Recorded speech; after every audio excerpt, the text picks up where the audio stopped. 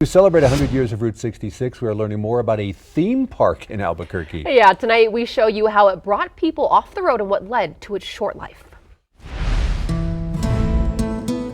Everyone kind of loves the nostalgia of Route 66, I think. I can't imagine anybody who doesn't. Roland Pentela is a local Route 66 enthusiast. I love to find out about the places that I'm living in. Uncovering a hidden piece of Albuquerque's history is inspiration. Strangely enough, it was watching A Christmas Story on TV. Richie, who's the little character in the story, he wants this Red Ryder BB gun more than anything else. I wanted to find out more about Red Ryder. So he started to dig. Here's the first occurrence of Red Ryder in a funny. Discovering a very popular series of comics and films from the 30s and 40s, created by cartoonist Fred Harmon, who had a home in Albuquerque. Fast forward to 1960. Howard Hull was the Standard Oil executive. Looking to keep busy after retiring. He thought, gee, we don't have anything here in Albuquerque that kind of honors the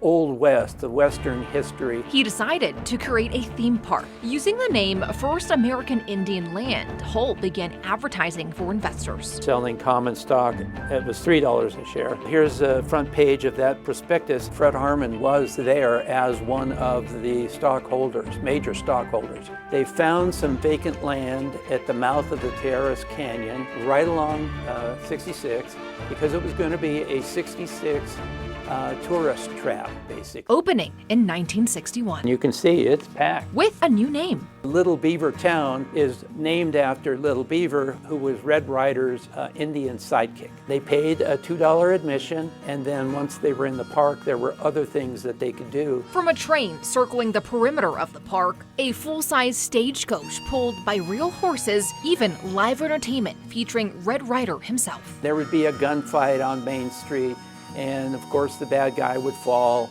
Red Ryder would be fine, except Red Ryder didn't really check to see how hurt the bank robber was. He was lying there still, but he came to and shot Red Ryder in the leg. So Red Ryder is limping. Who comes out but the 11-year-old Little Beaver, who helps him get back into the sheriff's office. On the other side of the park, a Pueblo village sharing New Mexico's unique culture with travelers. They were award-winning dancers. This is the hoop dance, this is the eagle dance. More than 5,000 people celebrated its first day, but the park's success quickly dwindled. It became stale, and people said, well, I've been there before, it's the same thing every time. And as Route 66 expanded to 4 lanes, access to the park became difficult, forcing it to close in 1963. Sashwan. Well, Pentela is working with the city to develop the open space, which was once Little Beaver Town, into a historic site with photos and informational kiosks. If you want to learn more about the park, Pentela gives monthly talks. You can find that schedule on our website.